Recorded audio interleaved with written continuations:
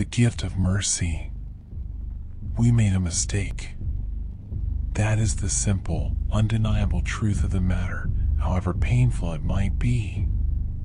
The flaw was not in our observatories, for those machines were as perfect as we could make, and they showed us only the unfiltered light of truth.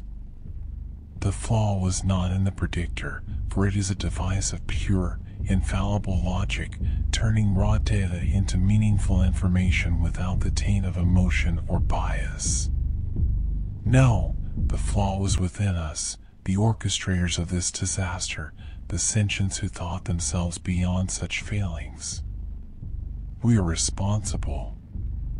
It began a short while ago, as these things are measured, less than 6 to the power of 6 steli ago, though I suspect our systems of measure will mean very little by the time anyone receives this transmission. We detected faint radio signals from a blossoming intelligence 2 to the power of 14 delis outward from the galactic core as photons travel. At first crude and unstructured, these leaking broadcasts quickly grew in complexity and strength, as did the messages they carried. Through our observatories we watched a world of strife and violence, populated by a barbaric race of short-lived, fast-breeding vermin.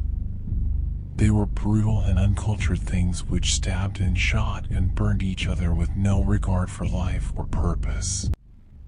Even their concepts of art spoke of conflict and pain. They divided themselves according to some bizarre cultural patterns and set their every industry to cause of death.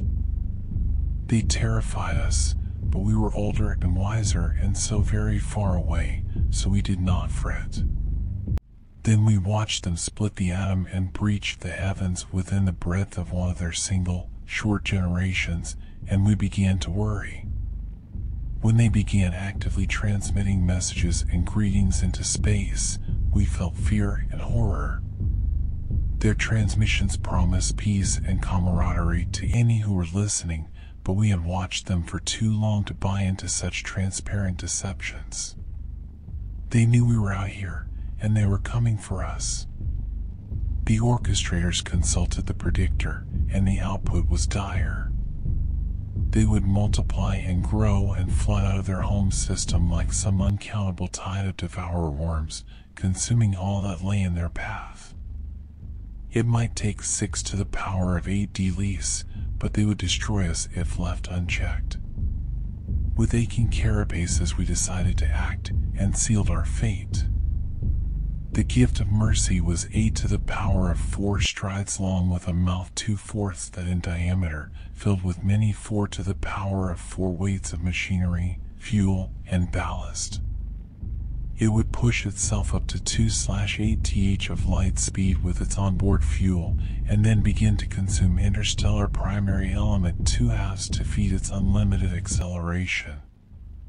It would be traveling at nearly light speed when it hit.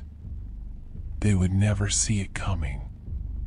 Its launch was a day of mourning, celebration, and reflection. The horror of the act we had committed weighed heavily upon us all. The necessity of our crime did little to comfort us. The gift had barely cleared the outer cometary halo when the mistake was realized, but it was too late. The gift could not be caught, could not be recalled or diverted from its path. The architects and work crews, horrified at the awful power of the thing upon which they labored, had quietly self-terminated in droves, walking unshielded into radiation zones, neglecting proper null-pressure safety or simple ceasing their nutrient consumption until their metabolic function stopped. The appalling cost and lives have forced the orchestrators to streamline the gift's design and construction. There had been no time for the design or implementation of anything beyond the simple, massive engines and the stabilizing systems. We could only watch in shame and horror as the light of genocide faded into infrared against the distant void. They grew, and they changed. In a handful of lifetimes they abolished war, abandoned their violent tendencies, and turned themselves to the grand purposes of life and art. We watched them remake first themselves, and then their world. Their frail, soft bodies gave way to gleaming metals and plastics. They unified their people through an omnipresent communications grid and produced art of such power and emotion, the likes of which the galaxy has never seen before. Or again, because of us. They converted their home world into a paradise by their standards, and many 10 to the power of 6s of them poured out into the surrounding system with a rapidity and vigor that we could only envy.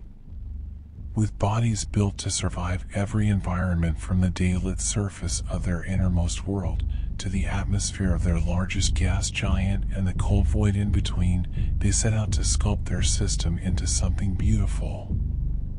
At first we thought them simple miners, stripping the rocky planets and moons for vital resources, but then we began to see the purpose to their constructions, the artworks carved into every surface, and traced across the system in glittering lights and dancing fusion trails.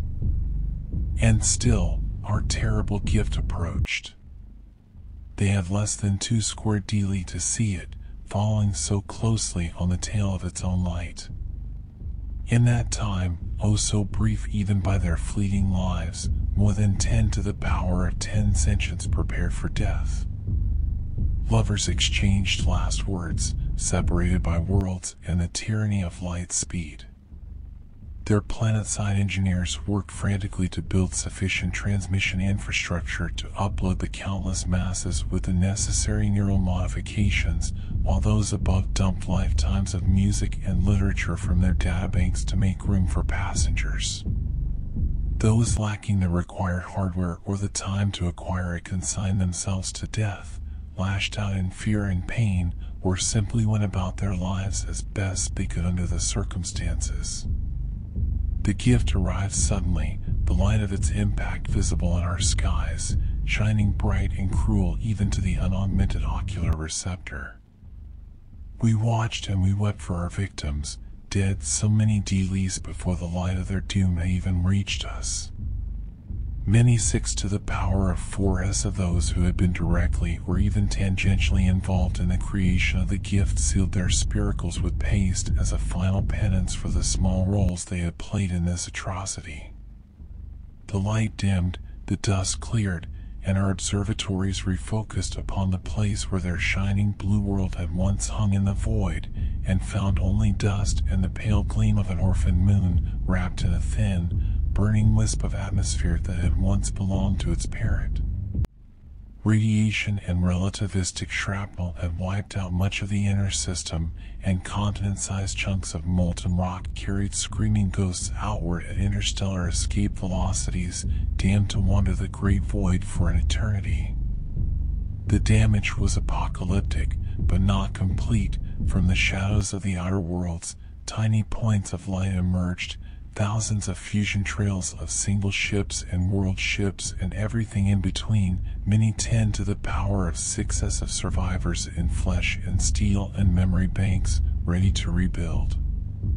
For a few moments we felt relief, even joy, and we were filled with the hope that their culture and art would survive the terrible blow we had dealt them.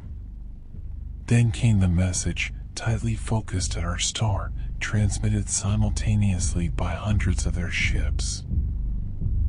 We know you are out there, and we are coming for you.